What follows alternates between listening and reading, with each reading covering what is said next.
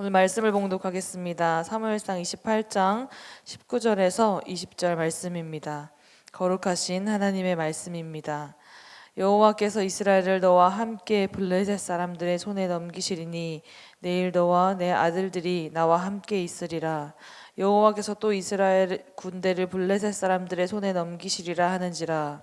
사울이 갑자기 땅에 완전히 엎드려지니 이는 사무엘의 말로 말미암아 심히 두려워하며 또 그의 기력이 다하였으니 이는 그가 하루 밤낮을 음식을 먹지 못하였음이니라. 아멘. 혹시 깜깜한 밤길을 혼자 걸어본 적 있으신가요?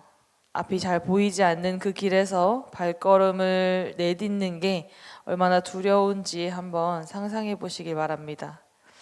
뭔가 발 아래에서 바스락거리는 소리가 들릴 때마다 심장은 더 빠르게 뛰고 두려움은 점점 더 커져만 갑니다.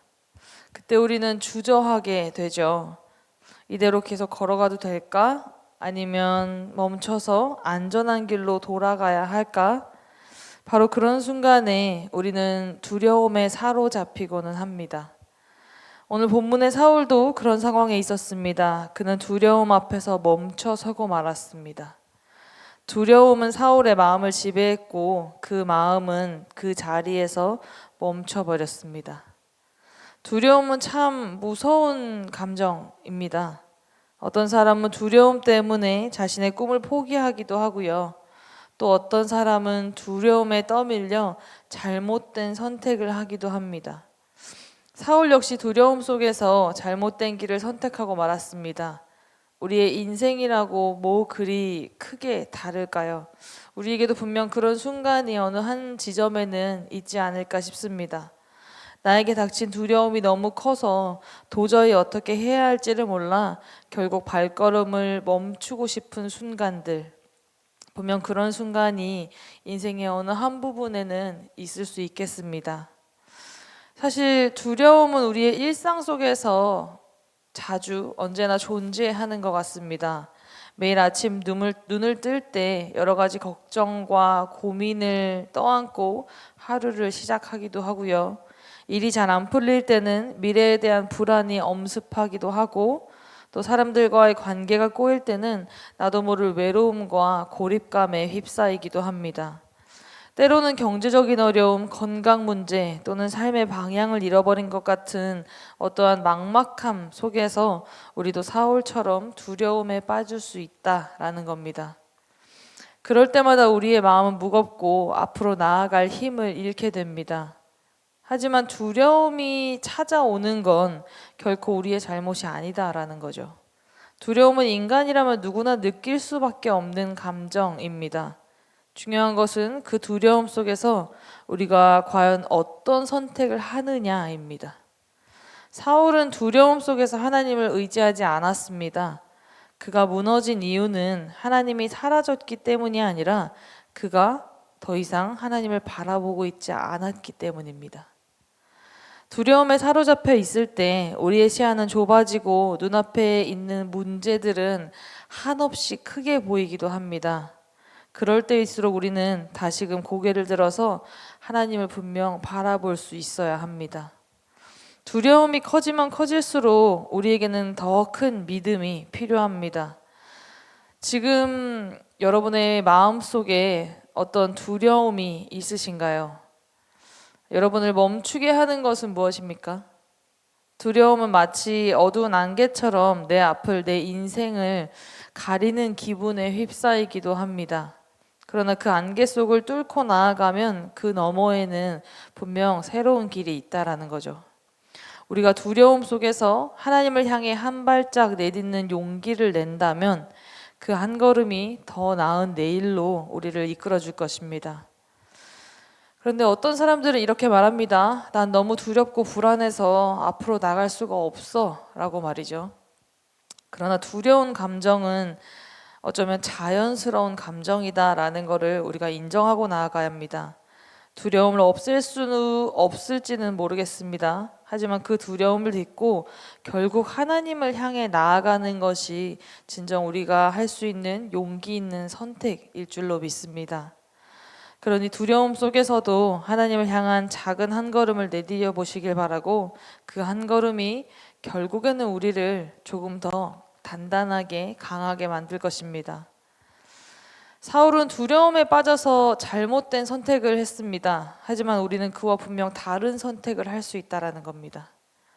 두려움이 몰려올 때 우리는 그 두려움에 무너지지 않고 다시 일어설 수 있습니다. 하나님은 우리가 두려움 속에서도 나아갈 수 있도록 계속 우리의 손을 잡아주고 계심을 잊지 마시기를 바랍니다. 우리가 할 일은 그분의 손을 붙잡고 한 걸음 한 걸음씩 다시 나아가는 것입니다. 그러니 두려움에 머물지 말고 그 두려움을 뛰어넘어서 하나님을 바라보며 살아갈 수 있기를 소망합니다. 오늘 여러분의 마음에 있는 어떤 두려움이 있으십니까? 그 두려움 속에서 우리는 스스로를 자주 자책하게 되기도 하고, 그 문제점을 혹은 그 해결책을 내 안에서 찾으려 하기도 합니다. 왜 나는 이렇게 약할까? 왜 나는 이 상황을 이겨내지 못할까? 라는 질문들로 말입니다. 하지만 여러분, 우리는 이미 이 자체로 분명 하나님과 함께하는 존재다라는 겁니다. 우리에게 주어진 삶의 모든 어려움 속에서도 우리는 하나님과 계속 함께 해왔습니다. 두려움이 우리의 어떤 일부분일 수는 있겠습니다. 하지만 그것이 결코 우리를 멈추게 할 수는 없다라는 겁니다. 그러니 이제는 그 두려움을 내려놓고 다시 한 번 더 하나님의 손을 붙잡고 앞으로 나아가야 할 때입니다. 두려움은 우리를 막을 수 없고요. 하나님은 우리 곁에서 늘 우리를 인도하고 계시다라는 것을 잊지 마시길 바랍니다. 그러니 여러분의 두려움 속에 있을지라도 힘을 내어서 다시 한 번 더 나아갈 수 있기를, 살아갈 수 있기를, 그리고 그 걸음 속에서 새로운 희망과 하나님을 향한 용기 있는 손을 뻗을 수 있기를 바랍니다. 사무엘상 28장 19절에서 하나님께서 사울에게 말씀하셨습니다. 내가 너에게 하는 이 모든 일을 알고 있다.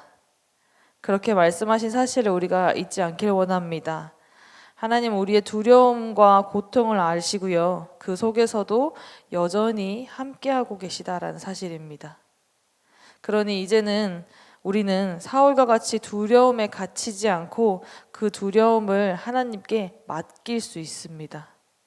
두려움이 커질 때마다 우리의 믿음도 분명하게 더 커져야 합니다. 하나님께서 우리를 위해서 이미 모든 것을 준비해 놓으셨다라는 사실을 기억하시길 바랍니다. 우리가 그분의 뜻을 신뢰하고 또 주님의 발걸음을 따라서 나아간다면 두려움이 더 이상 우리를 붙잡지 못할 것이다라는 것입니다.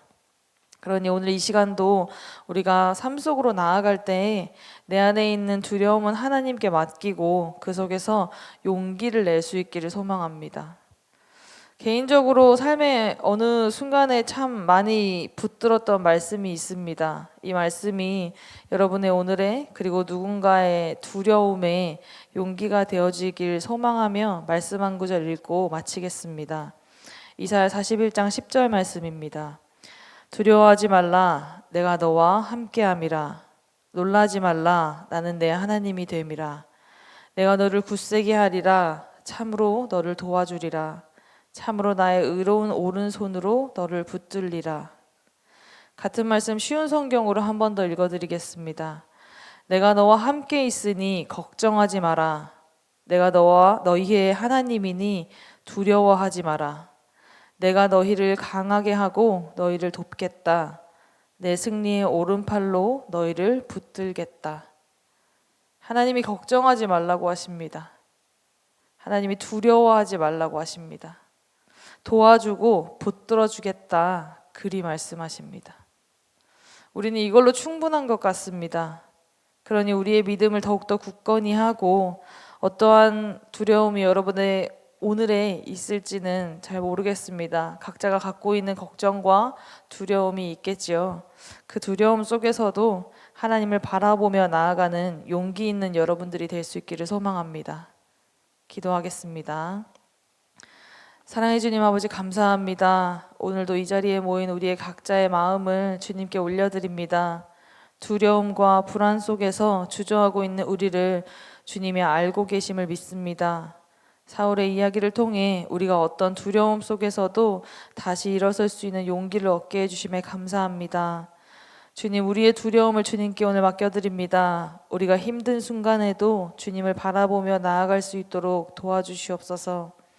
믿음을 굳건히 하고 두려움을 딛고 나아갈 수 있는 용기를 허락해 주시옵소서. 우리의 걸음을 인도하시고 함께 하시며 언제나 우리의 곁에 계시는 주님을 믿습니다.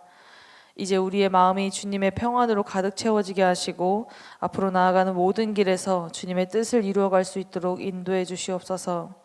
오늘 이 말씀을 마음에 새기며 주님의 사랑과 은혜를 따라 나아가는 오늘을 살게 하시옵소서. 예수님의 이름으로 기도드립니다. 아멘.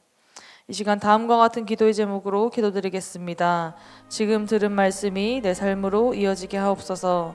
동네 세밀 성경 말씀 묵상과 동네 모임을 통해 풍성한 은혜를 경험하는 말씀 삶 공동체가 되게 하옵소서. 다바라 학교와 동안 클럽을 통해 기쁨과 사랑을 나누는 행복한 공동체가 되게 하옵소서. 우리 교회 다음 세대가 말씀 위에 굳게 서게 하시고 세상의 소금과 빛이 되는 믿음의 자녀로 성장케 하옵소서. 육체의 질병과 마음의 고통 중에 있는 이들을 위로하여 주시고 친히 찾아가 치료하여 주시고 회복함 허락하여 주시옵소서. 개인 기도 제목과 공동의 기도 제목으로 다 같이 기도하시다가 삶의 자리로 나아가시겠습니다.